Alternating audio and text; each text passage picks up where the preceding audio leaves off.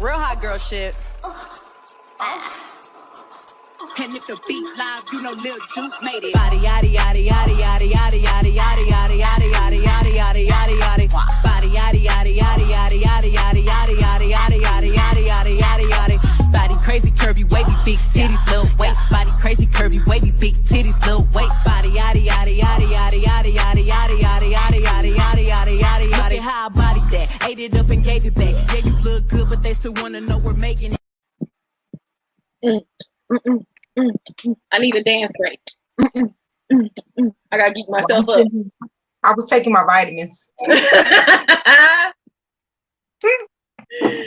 What's up, everybody? Welcome back to another episode of the Pretty Plus Size and Powerful Podcast. Thank you for joining us on this Friday. What you doing? Let us know what you're doing in the comments. Is you getting ready to go out? Is you laying down after work? Is you cleaning up because it's Friday? Is you making margaritas? What you doing? Are you sipping a glass of wine, watching a movie? What's popping? What y'all doing? Where y'all at? They sit here with us. Period. But I'm just saying on the other side, like, you know, you set your phone up, you listen to us, and then you take care of everything else. Anywho, we are on episode 81. The road to 100. And in case you don't know the annoying voice, I sound real weird today. In case you don't know who I am, and this is your first time joining, I am Aziza, aka Zebo, aka the Human Universe, aka your favorite fat girl. And about 900 or so miles away, it's that long. It's really more like 894. But almost 900 miles away, sitting in her glam room, I got my bestie with me. Go ahead and introduce yourself. Hey y'all, it's your girl Ruthia, aka the spoiled one, aka the real one, aka the unbothered one, aka this is my summer body. Period. It's what's gonna be. My summer body is it might be my favorite at the time. Like it might be my favorite right now. Like this is my summer body. The fuck. So just real random, right? I saw, Facebook be showing you old posts and stuff like that. So last year on this same day, I had on this same outfit. I mean, you still can fit it. That's good. Right. That means I didn't gain or lose no weight. You could have lost, but you can still fit it. I didn't. And in case you can't tell, I'm trying to hide my fluffy nappy ass hair. Me too. It's hat from my girl Lo. Nah, it ain't your day. But anywho, we gonna go ahead and jump right in. I'm hiding my nephew hair too. I said I'm hiding my nephew hair too. You cute, like I'm out here looking like Who Shot John. You know what I'm saying? I slapped her on, literally. Listen, let me tell you something. Nigga still got the edge control right in front of her. Right before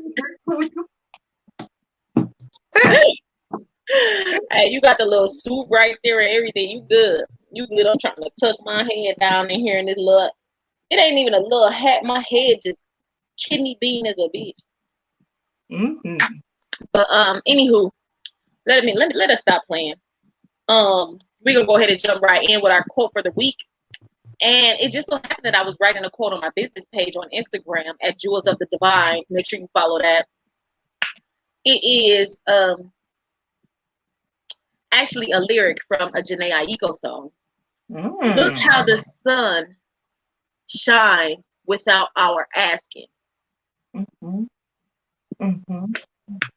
So if you don't know the song, it's called Speak, but that kind of just, it was hitting like, nigga, the sun light up the whole world every fucking day. Every day. Really, it light up the whole solar system every day. It don't ask for permission. So why should we? Why should we have to ask for permission to simply just be? To be great, to be yourself. You know what I'm saying? To just do you, boo. So that's my quote for this week. That's it. How the sun shines without our asking. Mhm. Mhm. All right, moving right along. How was your week? What's your vibe? So my vibe is the beach day that we had. Um, did y'all post it? Because I don't be on Facebook. I posted a couple pictures of when we was in the water. Okay, so my vibe is the beach day. It was everything I needed that I did not know I needed, like at the right time. Because at first I was like, them heifers did not actually invite me, so whatever, I'm not going. Then it was like, nope, I'm gonna crash their party and have an attitude.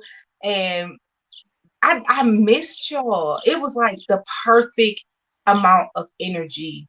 It wasn't too many people. It was like just enough, the perfect mix. And like the activities that we did was so intentional, and it was like, oh, I needed that release because I had just actually talked to one of my church friends, and we had our first day back in church on July 4th. And it was kind of like, I thought when I finally got to be able to step foot back into the church, even though it's different, that I would still be able to like release and cry and get it all out. But I didn't. But I got it all out that Monday with you guys, and I felt his spirit, and it was just like, of course, I cracked a couple jokes like, "Oh, I'm gonna put this on my paper. I'm gonna do this, and I'm gonna do." I mean, I did add my side tooth on there. Don't get it twisted. Period. Manifest your side too. You might wait till that bitch done grew out your head. Not out my head. This is all your head. Okay.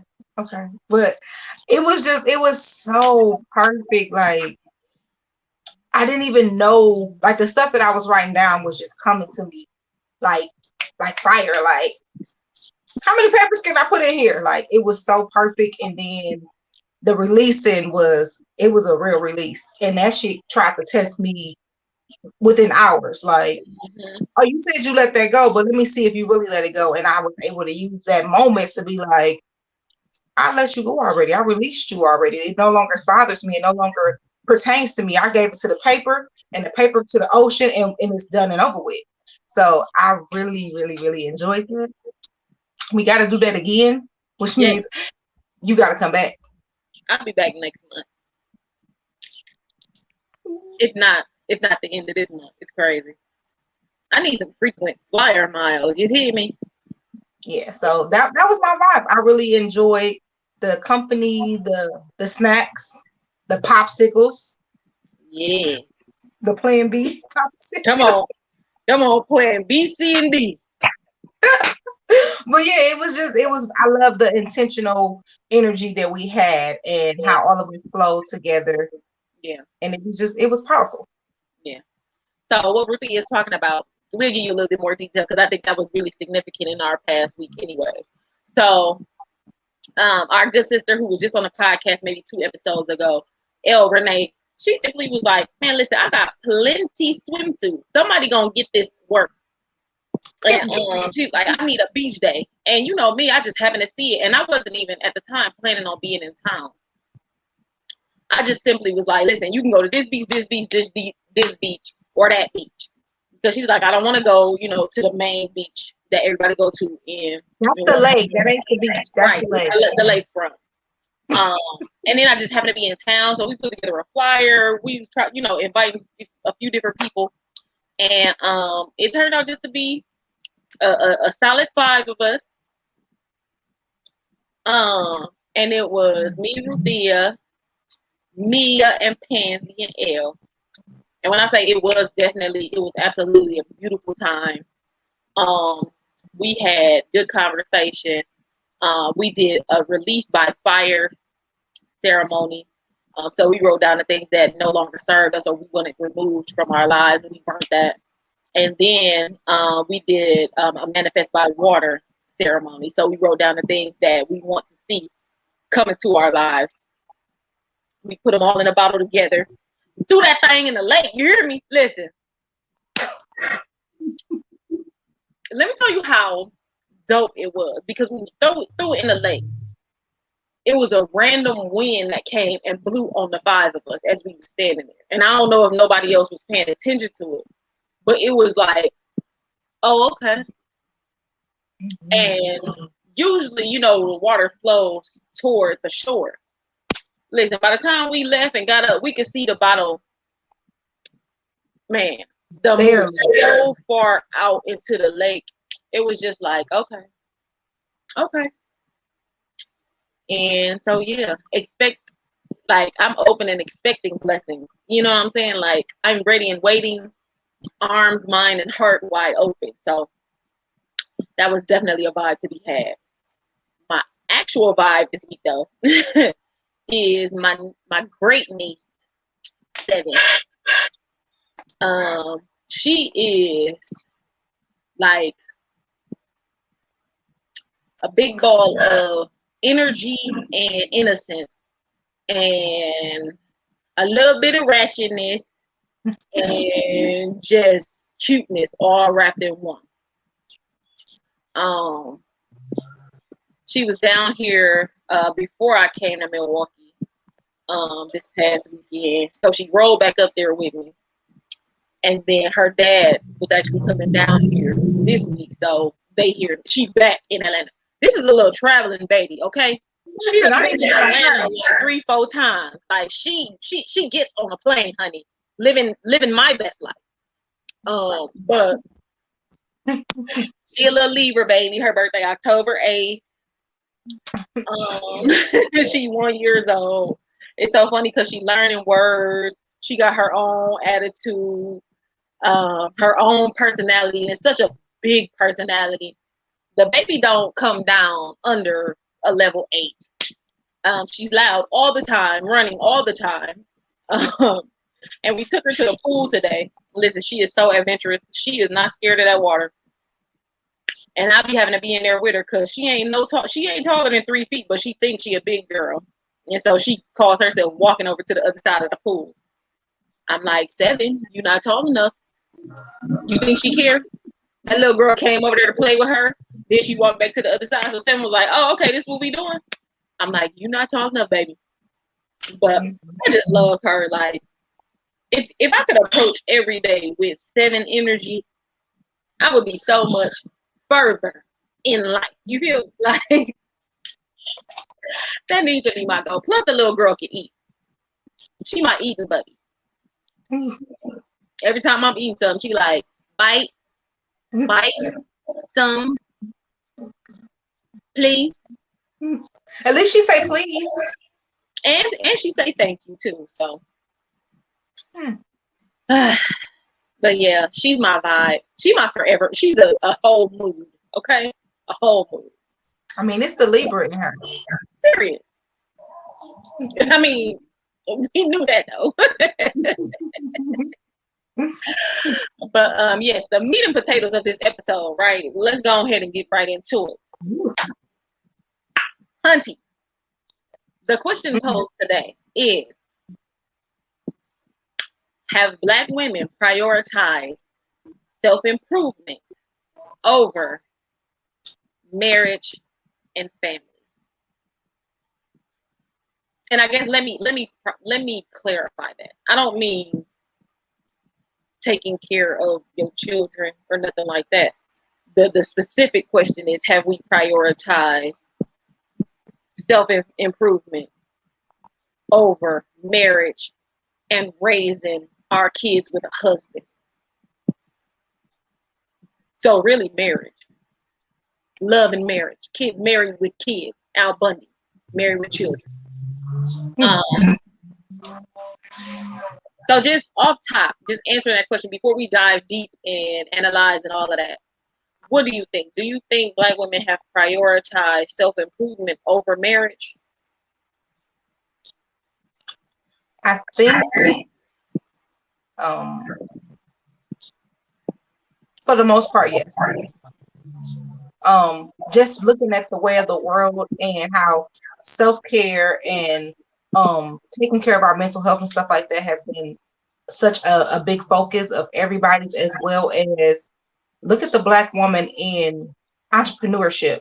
We're choosing what makes us happy. We're choosing what's going to feel good for us before we choose. I mean, we're still choosing love and marriage, but it's not number one, which I don't feel like that's a bad thing. I think it's okay sometimes to be selfish because I can't give to my children. I can't give to my husband fully if I'm not giving to me first. And I mean, just we both, I know personally, experienced a man that has been like, oh, well, I like you or I want to be with you, but I can't at this time because I need to get me together. And as a Black woman, we feel like, oh, you want a brick house? Let me get my bricks over here. Let me help you carry yours, and we're gonna build it together. But so often Black men are saying, no, let me do this first, and then I'm gonna come back once my house is built. Then I'll come back and ask you to furnish it. But as a Black woman, we've always been the people that's been like, oh no, you carry the bricks, I'm gonna carry the water so we can make sure it's good. It's, what I'm saying? We gotta have a cement in between. Like, we're thinking about all of the details versus just that one piece. So as a woman, that's what we're used to, and that's what society is expecting from us because that's what we do so naturally. I do see us moving to where it's like, okay, get you together, I'm gonna get me together. But when my house is bigger than yours and better than yours and more healthier than yours, don't be mad at that as well. Right. So. Right. Woo, child. Okay, you done said some things. So my short answer. Wait, pause. Y'all share this video. Okay, share it to groups, share it on your page. Make sure y'all comment. We definitely want to hear what y'all have to say about anything that we have to say, because y'all know we have our opinions, but let us know if we just loud and wrong. Okay. I'm always right. Can y'all see my shirt? It do say Black Queen, don't it? Period. But my answer is yes. We are prioritizing self-improvement over marriage and married life, married with children. Do I think that's a bad thing? No, I don't. Does it put us behind our counterparts of other races when it comes to married life? Statistically, yes. Yes, it does. I'm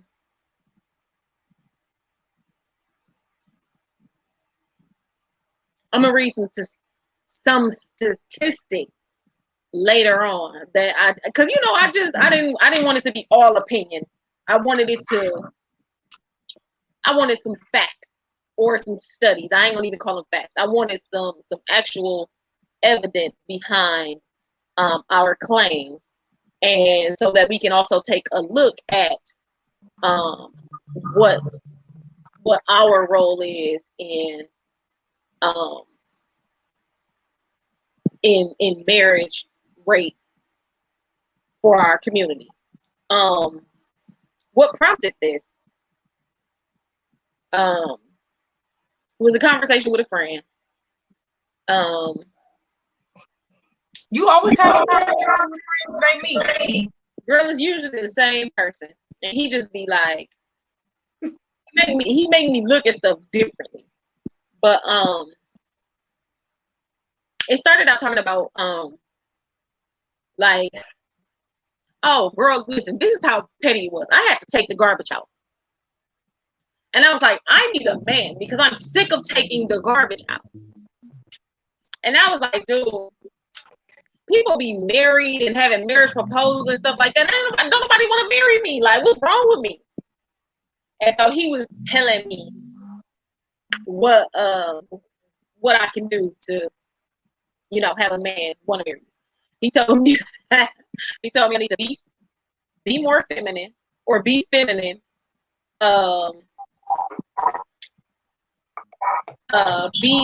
Get fit. That's it. That's what he told me. He said, be more feminine and get fit. We did have this conversation. And so I was kind of like, wait, what do you mean be more feminine? Like, what are you saying? And so it just rolled and rolled and rolled. And then of course, I saw a video clip. Y'all make Kevin Samuels so goddamn famous. I saw a video clip, not you. I'm just saying people in general. I saw a video clip of Kevin. I don't like it. I don't like it. I don't either. I saw a video clip of Kevin Samuels talking to a woman, who, you know, pretty much had her shit together. And his whole thing was like, who the fuck cares? Like, he might as well have said to her, who the fuck cares if you got your shit together? That shit ain't helping you get a man, is it? And so then it's like,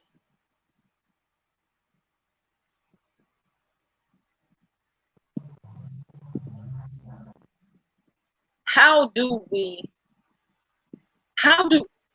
Black women win in life, career, and relationships? How do we win? Because if we don't focus on going and getting that husband and starting that family, if we take time to make ourselves better, I'm going to make sure I'm educated. I'm going to make sure, you know, I'm healed and healthy and I'm doing my self-care, then you're looked at as you don't want marriage. You know what I'm saying?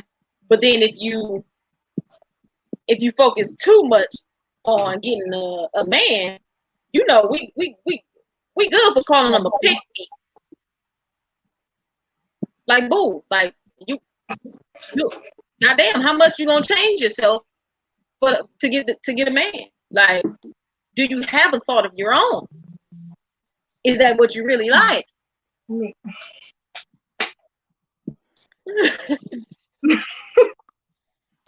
I got so many thoughts. So the first thought is,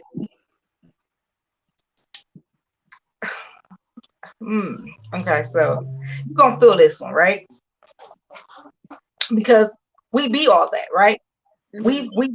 We've both dated a man that said they wanted a woman that can be in the household, mama, stepmama, barefoot, all that.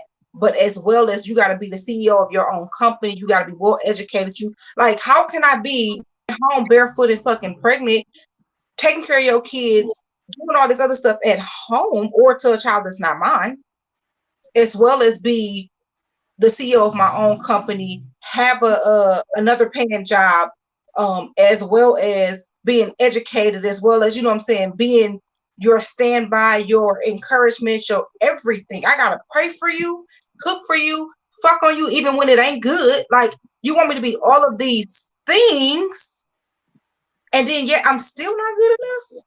I've been Beyonce, I've been Superwoman, but you gonna tell me that I'm still not good enough, and you're gonna drain the color out of me? Close the podcast. It's just like, personally, I feel like the way I'm gonna win is by being me. I'm gonna get my husband whenever it's time for him to be released, because I do believe in a higher power and a spirit of God and everything like that. So I'm the one that's been getting proposed to, and people being like, "Oh, let's do this," and I'm like, "Oh, I'm busy this week." But it's kind of like, I'm not doing all of that, and I still somehow be catching some good ones. Like, I don't know. It depends on what the man is trying, who the man is trying to attract, or what he's trying to attract, and what the woman is doing, and what she's trying to attract. Because I can say that I want all of these things, right? But I'm attracting this type of man because I'm showing these type of things. So that's just like saying that, I think we had this conversation before, like, I want to attract a triangle, but I'm a square. You know what I'm saying? Or I want to attract bees, but I'm not showing my honey. You know what I'm saying? It's like I'm saying I want this, but I'm doing this, and I'm attracting a different type. And that's the same thing. So he's seeing me, he's saying like, "Oh, she's showing her honey," or "She showed me that she has honey, So now I'm attracted to that. But then you get to know me and it's like, that's not who she is.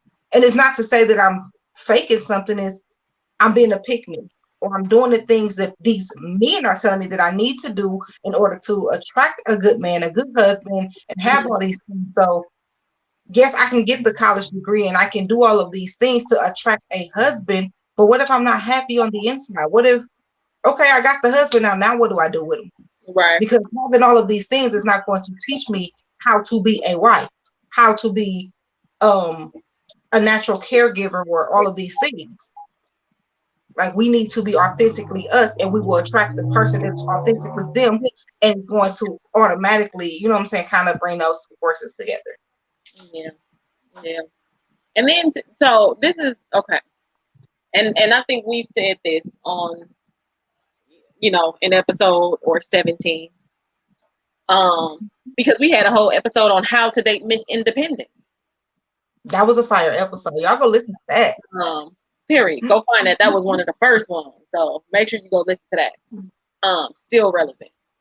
I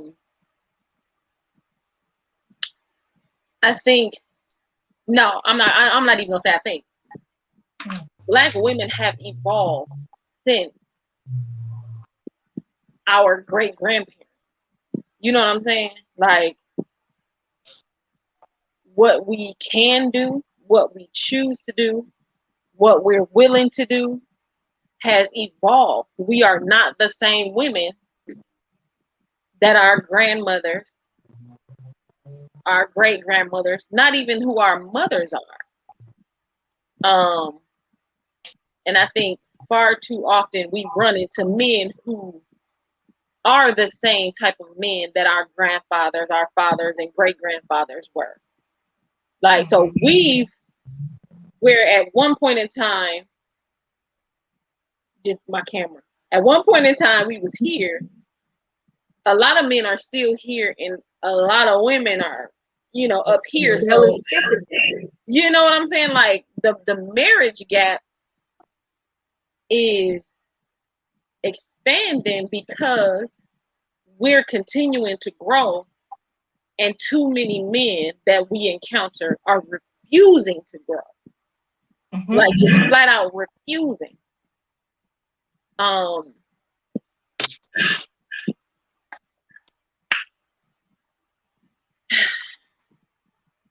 It's unfortunate because it leaves us, like, when I read these statistics and these a couple articles later, is I don't want to say it's shocking, but it's not something to be proud of.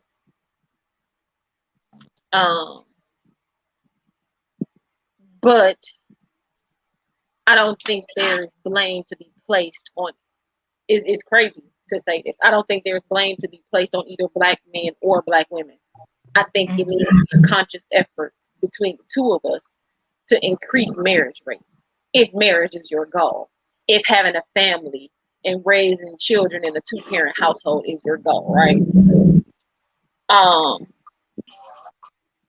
got another question. Wait, pause. Wait, before you get to that question, right? Okay. So, where my mind went, where you said that we've evolved and they haven't, right? So, a part of me is feel like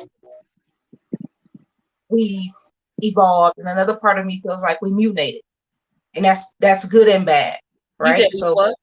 We mutated versus evolving. Some of us didn't, because you have the men that's telling us what they want, and we're trying to be that. And then you have the society is showing us what a man wants and what's attractive, and we're trying to be that. So you have the women that's trying to be the IG models because that's what's on their man's Explore page. So that's what they feel like, oh, I got to be this person. Mm-hmm. Then now you have this era where it's kind of like, no, I want to see you natural. I want to see you in all of your natural beauty, your natural hair. You got men that only like IG models and, oh, her hair is this, and like none of that is real. She go home and she take all that off, or she was built. And it's kind of like you we be this person? Do we mutate to be this person where we're the IG model, we're skinny, but then you have these other men, it's kind of like, no, I want to see you natural. Like I'll fuck an old girl, but I want to marry this one. But then there's that confusion in the middle. So do you want the skinny, perfectly built IG model? Do you want this natural BBW or this just natural woman, period? So you have some people who have mutated to what they think men want or what society shows us is what's important. And then you have the woman that's evolved and just like, you know what, fuck all y'all. I'm gonna do what makes me happy. And when you think about that, the whole date Miss Independent, you done told me all these things that I'm supposed to be or I'm required to be. And now guess what? I've leveled up. So now you no longer measure up to what I need and what I want. Oh, I gotta be college educated. I gotta be a CEO. I gotta be able to wear 6-inch heels while twerking on the stage. Shout out to Cardi B. You feel me? You know what I'm saying? Like, I gotta be all of these things. Now you no longer measure up because, my guy, what are you doing to measure up to what you're saying that I need to be? I'm a whole motherfucking superhero. Black women in general, I feel like, are just super human. Like, we make shit happen regardless. And now you telling me that I have to be even more? I'm plus size. I'm already more. Let's be very clear with that. Listen. And now you no longer measure up. You just said something right there. Goodness gracious. That's like the Jasmine Sullivan and her song, Girl Like Me. Like, you gonna make a hoe out of me. Like, I love that song, by the way. I do too. I ain't gonna be no hoe no more. You know, that was in my early days, back in my day.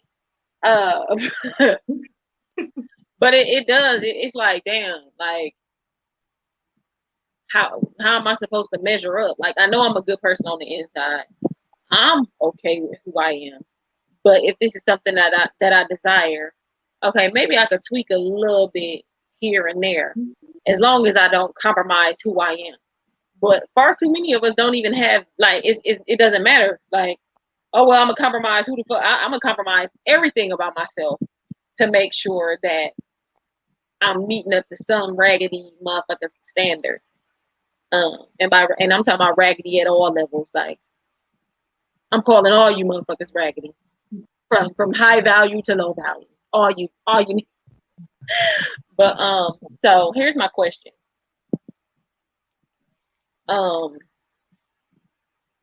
Have we lost or forgotten, or no, never mind. I guess that was, I was trying to write stuff down, but I meshed two questions in one. What is the purpose for marriage in the current day?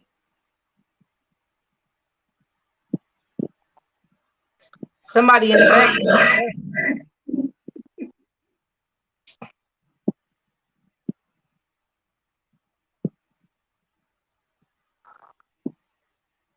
Yeah. It's almost like, You know what? Ask me that question again so I can write it down. I'm gonna ask somebody that. What is the purpose for marriage in the current day? I'm just gonna ask them what's the purpose of marriage. Listen. Because everybody wants their grandparents, the running conversation. Everybody wants their grandparents' marriage. Or great grandparents, whoever, you know what I'm saying? But a lot of times, women could not have anything without having a husband. Women couldn't have bank accounts. Women couldn't have or own property.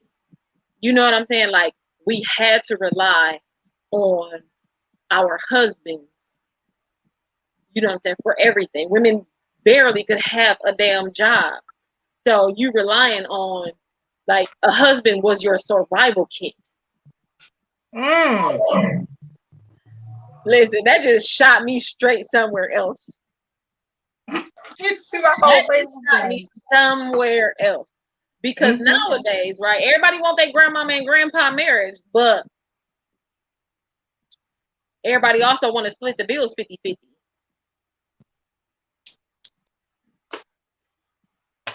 I'm looking for something to throw. Do you hear me? But how? You want your grandfather and grandmother married, but like grandma wasn't doing nothing but having kids. That's why she got about 11, 12 of them. Don't talk about my granny. I'm just saying, my granny, well, not my granny. Damn, neither one of my grannies, but we know people who, shit, my grandmother damn near had like 9 siblings. Listen, So, I used to say that I wanted the marriage that my grandparents had. I've gotten out of that. And even when you just said that, I was like, oh, yeah, me. But I have to remember that I don't want the marriage that they had. mm-hmm. I want the love and the commitment that they shared and they showed at least their grandchildren. Mm-hmm. Once they got older and they realized, like, okay, this is the one I'm supposed to be fucking with. Like, Yeah. I can say who Mr. and I'm, because I love my grandparents, Mr. and Mrs. Evans was to their children. And I tell my mama all the time, like, you will not tarnish how I view my grandparents, because who they were as grandparents is different than who they were as parents. They evolved together. And I don't know their whole story. I know the story that started on October 9th. You hear me? I know that story because that's where I started. Mm-hmm. And I crave the love and the commitment that they had to each other at that point in their relationship. Mm-hmm. But too often we're not getting to that point. Yeah. I've been to a couple weddings and they do this thing where they say all the married couples on the dance floor, and they start yelling out years and markers. And once they yell out your year, it's like, okay, you get to stay. And once they get past your year, you got to go. It's not too many people make it. Right. And I'm talking about older people too. Like, our parents are not making it that far. And part of that is our parents ain't putting up with the shit that granddaddy, you know what I'm saying, was doing. But then now you have not even our generation, the generation after us that is losing themselves. And I'm going to just say it clear. They're losing themselves, fighting so hard to be or to get that love, that relationship, because our parents was too busy hustling. And I'm not saying out here on the block, I'm saying hustling, trying to make it, because they were Mrs. Independent. Our generation just redefined what Miss Independent was. Because I feel like I can be Miss Independent and have it all. But the generation behind us now is kind of like they're getting back to that. Oh, I can miss work because I got a man, but then now your man is controlling you. Because now you feel like, well, I'm paying the bills, so now you need me. And that's not okay either. Right. Don't be so complacent in your relationship that you lose you. When that motherfucker pick up all his shit and pack up, he should not be packing up you as well. So I want to get back to the self-improvement and why self-improvement is putting a pause or pushing back marriage for Black women. And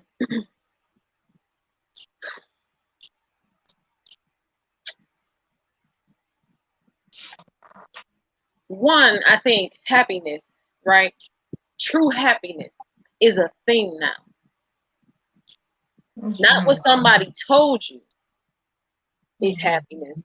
Not what society views as happiness, but being happy within yourself is a real thing, and we get to take advantage of having real happiness. Black women, we might be the pioneers of this shit, honestly, because I don't think a lot of other women take that stance to make sure that they're happy. They go in and get married and may stay married in relationships where they have happy moments. But overall, I mean, you know what I'm saying? You have overwhelming depression, anxiety, you know what I'm saying? Like just stress. So I think Black women we have elevated spiritually. And I think we're pioneers of that, because happiness is like a pillar for us. So, and then what that turns into is if I can be happy and I can improve me, that makes me a better partner, not a piece of property. Too many women in relationships, I think, have been and still are viewed as property. Man and wife. You know what I'm saying? Instead of husband and wife. Mm-hmm. I caught that when you said that too. And I think because we're the pioneers of that, it's unfamiliar territory. Nobody else knows how to respond to it, including our Black men. But if I can come into our relationship happy, I can do a whole lot more to make your life easier and happy than I could if I was just getting in it for the sake of, all right, well, I'm supposed to be married. And so now that we're married, let's go ahead and have some kids. Like,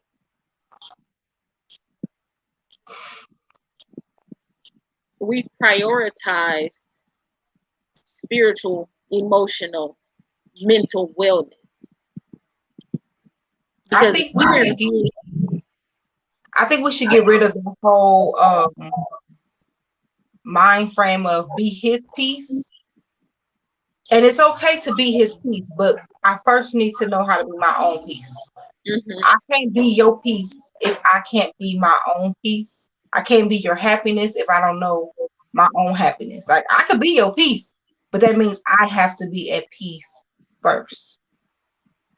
I can't be your peace and then come up with a bunch of loudness, a bunch of noise. You know what I'm saying? Like, it's okay for us to be the peace, but we got to know what the hell that is. So, that's just extremely simple. How can I be something I don't know?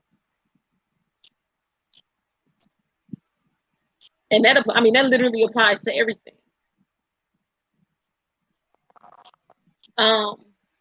So let me read some. I want to read some of these things because statistically,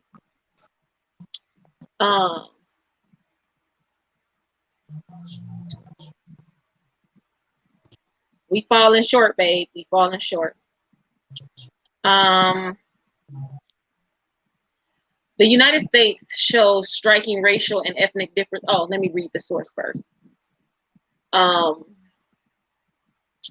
The Growing Racial and Ethnic Divide in U.S. Marriage Patterns by R. Kelly Rayleigh. I hate her name. I was reading this like R. Kelly Rayleigh, Megan M. Sweeney, and Danielle Wandra. The United States shows striking racial and ethnic differences in marriage patterns. Compared to both white and Hispanic women, Black women marry later in life, are less likely to marry at all, and have higher rates of marriage instability. They began by reviewing common explanations for these differences, which first gained momentum in the 1960s. Though patterns of marital instability diverged earlier than patterns of marriage formation. Structural factors, for example, declining employment prospects and rising incarceration rates for unskilled Black men clearly play a role. But they don't fully explain the divergence in marriage patterns. In particular, they don't tell us why we see racial and ethnic differences in marriage across all levels of education, not just among the unskilled.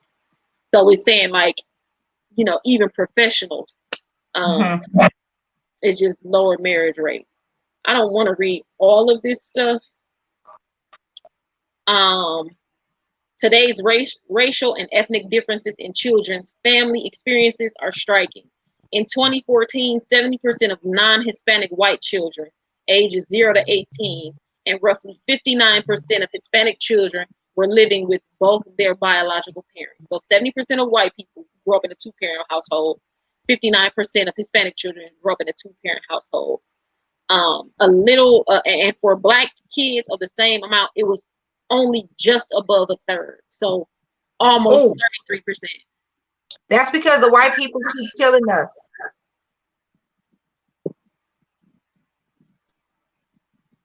I'm goodbye. Goodbye.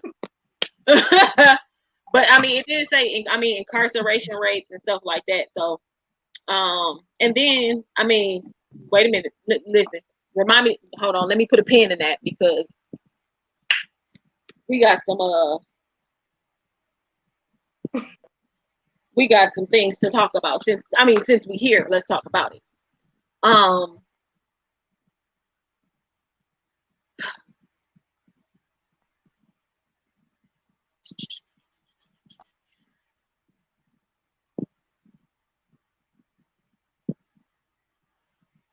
Let me find a chart. Let me find a chart.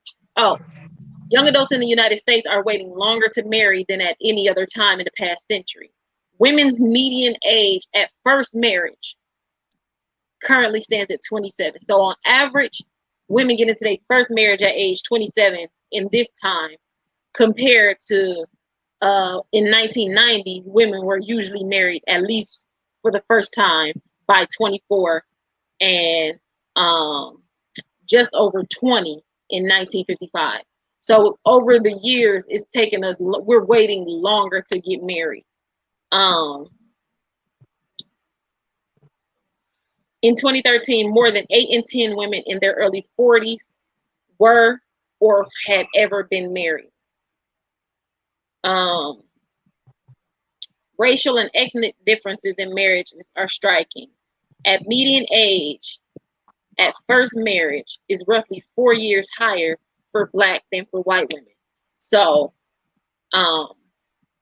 Black women, we're not getting married for the first time until about 30, while white women are probably married by 26. At all ages, Black Americans display lower marriage rates than do other racial and ethnic groups. And far lower proportion of Black women have married at least once by 40. The U.S. Census Bureau's American Community Survey for 2008 to 2012, which I guess this was the most recent information I could find. 9 out of 10 white and Asian women had been married by the time they was 40. So 9 out of 10. 8 out of 10 Hispanic women had been married at least once by the time they were 40. 3/4 of American Indian or Native Alaskan women, so 7.5-ish, but less than 2/3 of Black women reported having been married at least once by the same age. So yeah, those are just some, and this is a really, really long article. So essentially, we getting married later than everybody else, and we're not getting married as much. But again, go ahead. All I heard you say is wait, I'm echoing. I don't hear it on my end. Okay. All I heard you say was that Black women are making sure that we like the person that we're marrying versus just marrying a motherfucker just because of status, material things, arranged marriages, and so forth. Like, I think I said this recently, and I stand firmly on this. I could be saying that, oh, I'm ready to date, I'm ready to be in a relationship, I'm ready to marry, but I need to make sure I like you first. Mm-hmm. That's step one. Okay. I don't give a damn if you already like me. I need to make sure I like you, because I've done that. Like, oh, this person likes me. Cool, I'm here. No, that was young me. That was unhappy me. That was not a full circle me. Now I've learned about self-care and I prioritize my happiness and my peace. And now I understand that I need to first like me, and then I need to like you. And because I have a child, I need to make sure your vibe and your energy works with son as well. I'm not just blindly going into anything because I have a young man that is watching everything. And when I say that, I need everybody to hear me. I get that we say that my happiness means so much and they kids, but at the same time, you have children that's committing suicide at a high rate. You have children that are running away, that are becoming prostitutes or what have you. But home should be a safe space for children. Mm-hmm. As well as, let's be very clear, if I have house rules, which I do, if I'm telling son that cleaning up and taking out garbage and being respectful and holding doors is a thing, why would I allow a man to come into my house and come into my life and not expect him to do the same thing? I need to get to know you to make sure you opening doors, you buying me Twinkies because I don't really fuck with flowers or whatever. Like, did you understand that I shouldn't have to tell you to take out the garbage because you are not a grown boy, you are a grown man. Right. You see the garbage overflowing, take that shit on out. You are not my 13-year-old child. So I have to make sure, and I think it's important for all of us to make sure that we like the person that we're getting into these marriages, these relationships, these situationships, these friend, like whatever it is that we're doing, we need to make sure that we like them first. Mm-hmm. Mm-hmm. Because if I ain't like Ziza, shit, we would not be here. At all. We so quick to push away friendship with a black woman. I don't mess with black women and I can't get along with them and I don't like them. But where was those same standards when you were sleeping with little stomach ache? Because some of y'all don't know that real fucking name. Child.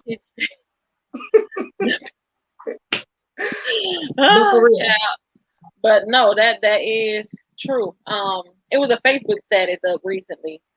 Actually, it was screenshots of somebody who said something on Twitter. Same question as posed. Why are marriages not lasting like the age of our grandparents? And a man came on there. He retweeted and then went off. And I wish I could find it. I tried to find it, but I couldn't remember who posted it. But he simply said, he was like, because women are not just marrying to get married. They marrying because they like you. And a lot of you niggas ain't likable. I like him. He could have just ended it right there, but I mean, he went on to go on and go on. Like, let's not pretend like grandpa didn't have the house where grandma lived and they was married, but then grandpa also had them other kids up the street and around the corner who you don't even know. Through the alley on 28th Street. Yeah, I'm spilling my daddy's. I'm just saying, you know, like, shit, my daddy and my mama were never married. You hear me? Like, well, my mama actually married my daddy. I don't know why though. Listen. Oh wait, she told me why. Never mind. That's disgusting. Girl, nope, don't want to hear it. But like literally, I think again, I said it this episode. I think Black women are pioneers in what marriage is going to be in the future, because I'm not marrying you if I don't like you. I'm not marrying you if my pros don't outweigh the cons. I'm not marrying you if I have more bad days than good days with you. I'm not going to marry you and expect you to change. I'm not going to marry you and then expect for super husband to come out the closet. I'm looking at you for who you are. And I'm going to decide if I want to marry that or not. I think a problem that we have, which is, I ain't going to even get into it because that's a whole nother episode. Let me reverse a little bit. So, single parent households, right? Unmarried households. They talked about lower job prospects for unskilled labor, and they talked about high incarceration. They didn't say nothing about public assistance, where a lot of people were forced to choose between having a daddy in the house versus being able to have food stamps and low income housing. And childcare. Exactly. So what I'm gonna do is make sure that I take care of my children, because as a woman, that's what I'm gonna do. Unfortunately, the lower job prospects made it so that my man is not a necessity in my household. Mm. But I need to still make sure that I feed my kids, house my kids, clothe my kids. So I'm gonna take this public assistance, and daddy gotta go. Or daddy got to put all his stuff in a tote when they come and do inspection. I mean, you already, but we don't tell the I ain't business, trying to because scare niggas nobody is see still that. doing it. You know what I'm saying? Now the inspector's gonna be like, "What's in them totes? Can you open up them totes? These look like grown men's shoes." I'm just saying they did it on this Christmas. Remember, she was doing public assistance, but her kids was no or whatever. Listen, we gonna find a way, but a lot of times, you know what I'm saying? You get forced out of the home because of decisions. Oh,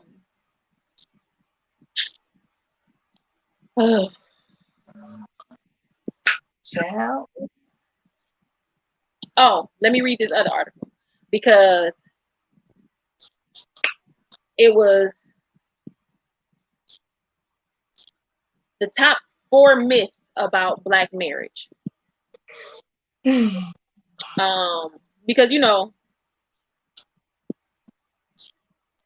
everybody always, we have these general untruths in the Black community, and they spread far and wide. One of the myths is black women don't marry. A Yale University study found that 42% of Black women are married, or that just 42% of Black women are married, and a variety of high-profile news networks took that and ran with it. But then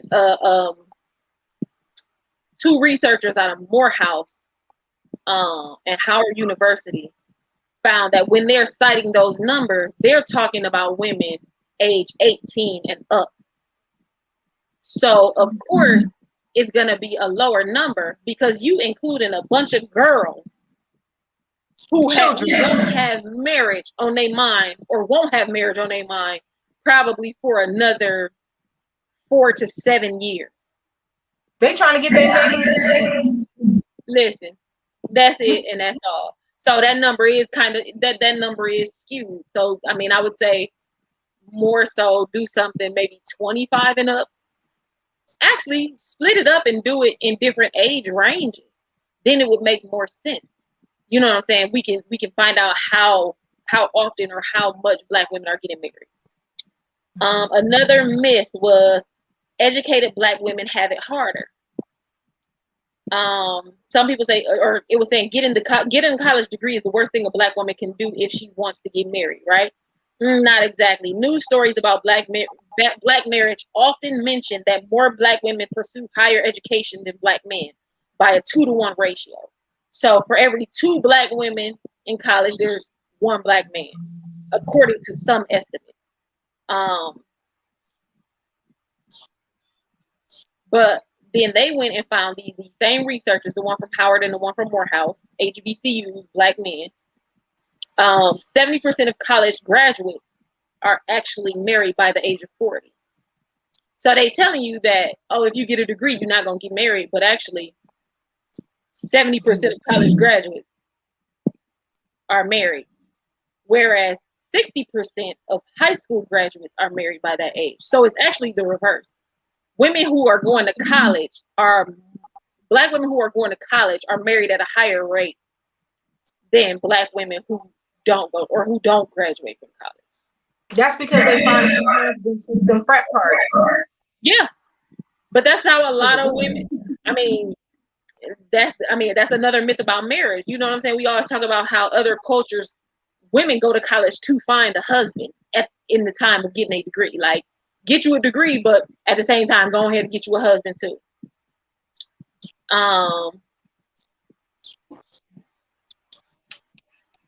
And then they said 76% of black men with a college degree are married by age 40, as opposed to 63% of black men with just a high school diploma. So again, black men who go to college are married at a higher rate than black men who don't go to college. So that's another myth. They were saying rich black men marry outside of the race. And again, it's not true. They found that 83% of black men who earned at least $100,000 annually got married to black women. Because they married black women. So, and then 88% of married black men have black wives. So black men are marrying black women. Black men are getting married. Black women are getting married. And then another myth is black men don't earn as much as black women. It says actually black men are more likely than black women to bring home at least $75,000 annually. And also double the number of black men make at least $250,000 a year than black women. So that's also a myth. Black men are still getting paid more than black women. Black men remain breadwinners in the black community. So yeah. And then again, a lot of these things don't account for sexuality. So I don't even want to marry a man. I'm not married because it wasn't until not me personally, but I'm saying a lot of women are not married because until recently they could not marry their partner because same-sex marriage was not a thing. And then you have women who just don't want to get married, period. You also have to account for, non-ethical polygamous relationships. And that means side chicks and dudes with multiple baby mamas that he messing with. And they all still messing with him. So you may have some type of relationship structure, but it's not marriage. So. And then also, some of us are getting out of the mindset of having that business contract with the government. Yeah. Like, oh, we married, but we not married to y'all. Right. Look at Yandy and Mendici. She was like, until that business situation is handled, I can have them coming after my money. So I'm gonna be a Harris, but I ain't gonna be a Harris until business, because that's the thing. So you're not gonna take all that I worked hard for. Mm-hmm. I love you, but in order for us to be good, that gotta be taken care of. Yeah. So I guess we say all of this to say, keep working on you, black woman. And when the time is right and when the nigga is right, marriage will come to you. Choose wisely. And don't just choose who chooses you. Period. All right, let us know what y'all think. Hopefully whenever you hear this, share it, invite some people to the conversation, comment, write us, email us. Make sure you're following us on all of the things. Check out our website at www.prettypluspower.com. Follow us on Instagram at prettypluspower. Make sure you are following the Facebook page, Pretty Plus Size and Powerful. Join the group of the same name, Pretty Plus Size and Powerful. Make sure y'all get our merch. Don't hide that poopa. Don't hide that poopa. We also still have fat shirts, and we also have the original P3 shirt, so you can get all of that stuff, and we got more stuff coming along soon. Thank you. Somebody said good show. I just want everybody to have these conversations within their friend groups, and then tell us what happened. What was y'all comments and stuff like that. Also, be like me. I'm finna go hit Bay up real quick, sir. Answer these questions before I X your ass out. Listen. He better answer correctly before he don't mess her up. And don't be afraid to have a hot girl summer and then go You know what I'm saying? Slut your man out. Have your man pick you up from your hot girl summer. Pull them motherfuckers to the side. He knew what he was doing when he came outside with them classic sweatshorts on. Don't play. Don't play. He knew what he was doing when he came outside with them classic sweatshorts, with that motherfucking 2 little white t-shirt, with them fresh, crispy Jordans, with the toxic haircut.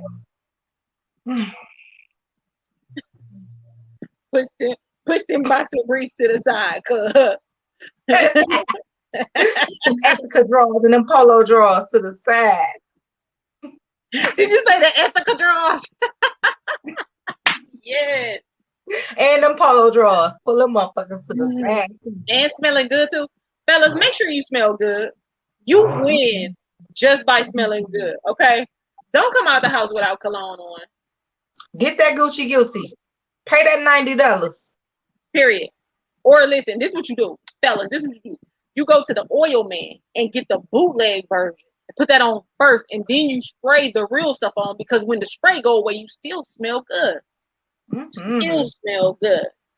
Period. And listen, y'all watch the wood. Get you some Tic Tacs, because you got to suck, never chew. I don't want to smell your lunch on your breath. Or your herbal essence. Come on now. Come on now. Get it together. Get it together. Anywho, we about to keep it moving to a little segment we like to call Don't Let This Fluffy Shit Fool. Would you like to go? Go ahead, darling. Go ahead. So I know my vibe was the beach day, but the steps is my fluffy shit.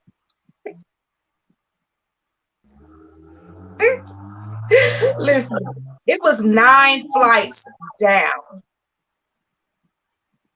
We did the whoop-de-whoop, the trail, halfway up, and then 3 flights back up, right? So that's 12 flights of stairs.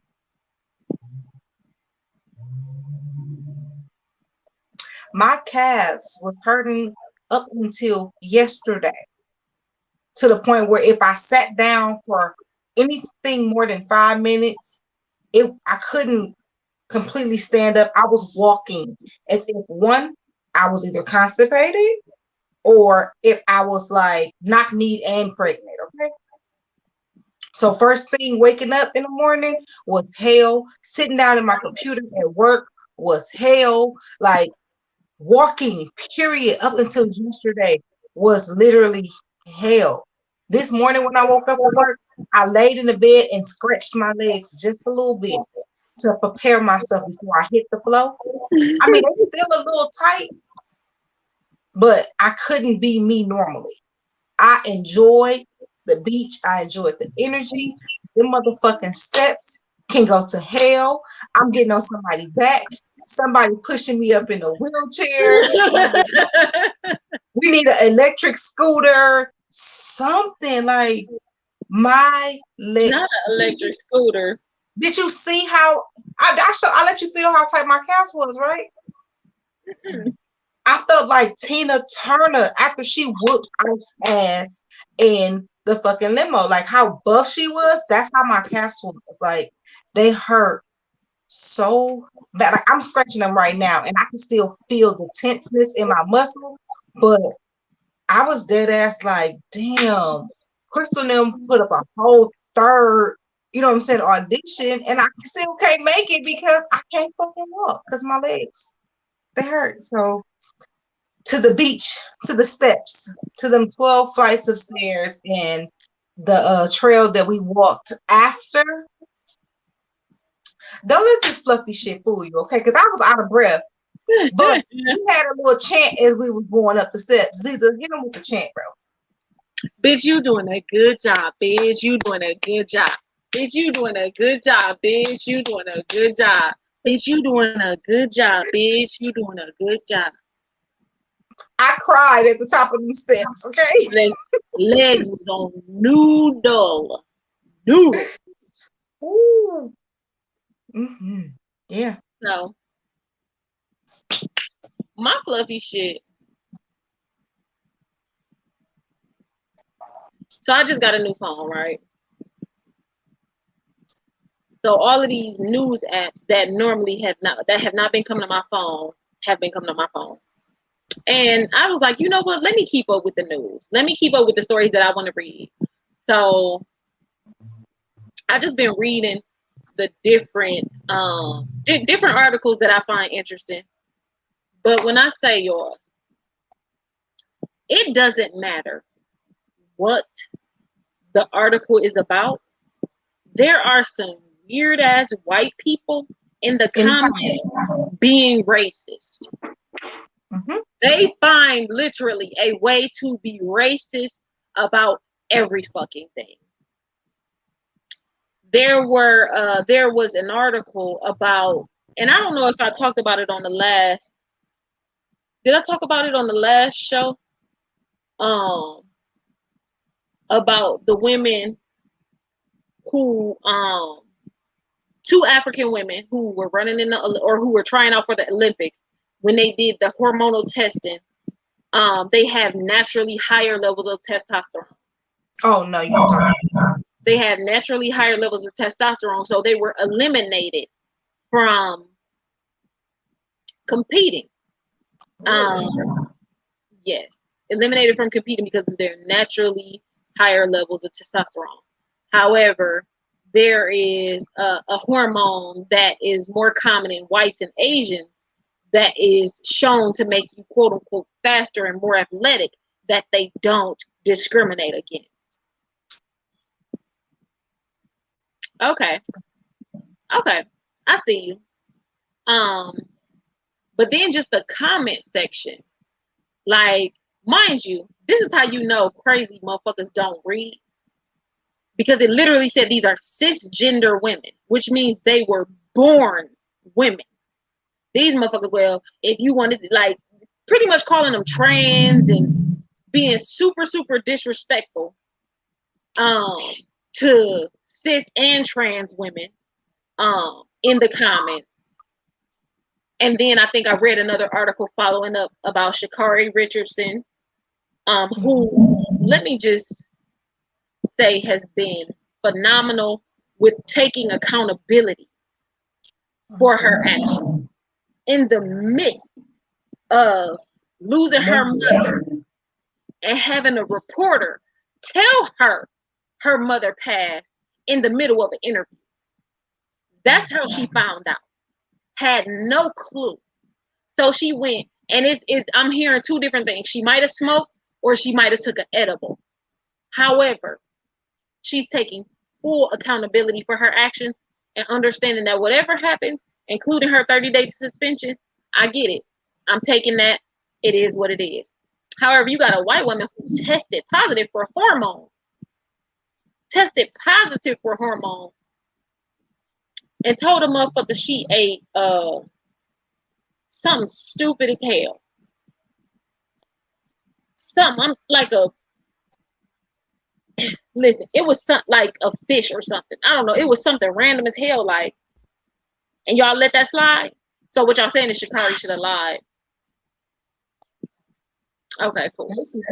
But again, we back to the comments where you got all of these motherfuckers who have zero, like, you don't have no business of your own. Nope. And it's like you live each and every day to just be racist on the internet. You fucking weirdo. So fuck y'all. Don't let this fluffy shit fool you. Anywho, we're moving along because we don't leave you on a down note. We always have to circle back around and bring the positive energy. We're moving on to our segment we like to call Keeping It Cute. Take it away. So I was a little hurt when I tried to memorize the article.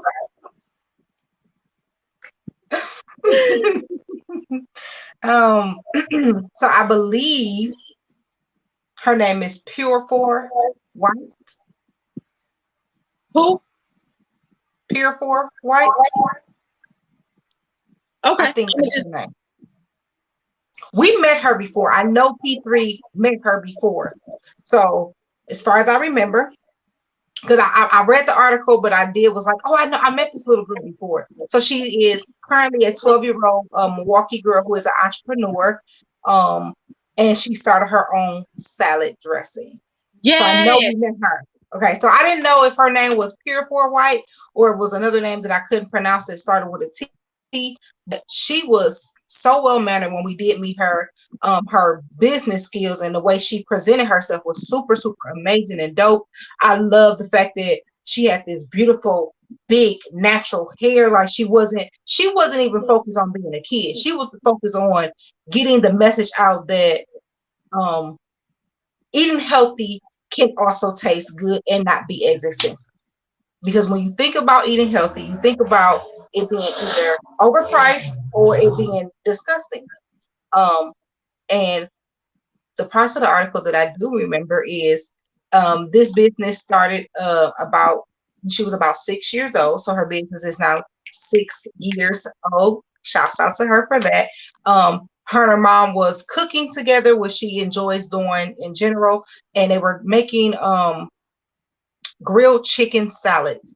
And she was just saying how even though they're eating healthy, the salad dressing, either one wasn't tasty or it wasn't as healthy as we think it. Because y'all know Black people, we get that much salad and that much salad dressing.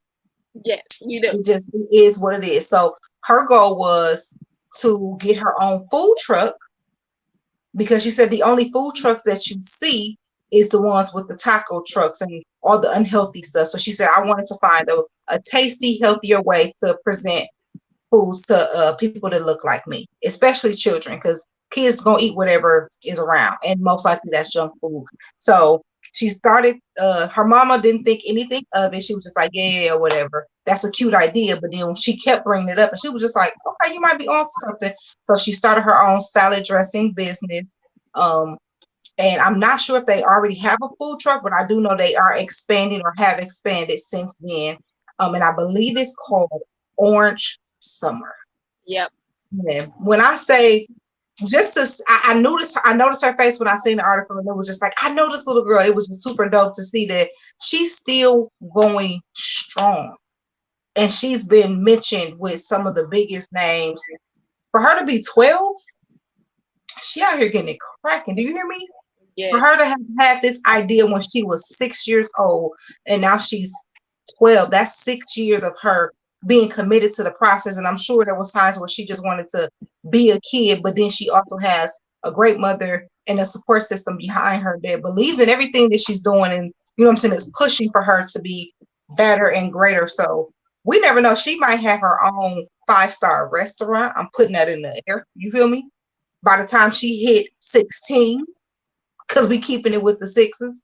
Like I'm just sprinkling so much joy on this beautiful Black girl. Like she's from our city and she doing it. Like I haven't tasted her salad dressing personally because I'm allergic to all the green leafy stuff. But I'm gonna find me some light skin lettuce and I'm gonna pour some of her Orange Summer on there. And I did hear from Jay Riley that she has had it and it is extremely good. So I definitely want to shout her out for keeping it cute because as y'all can see, I'm still geeked about it. Like, okay, period, sis. Yes.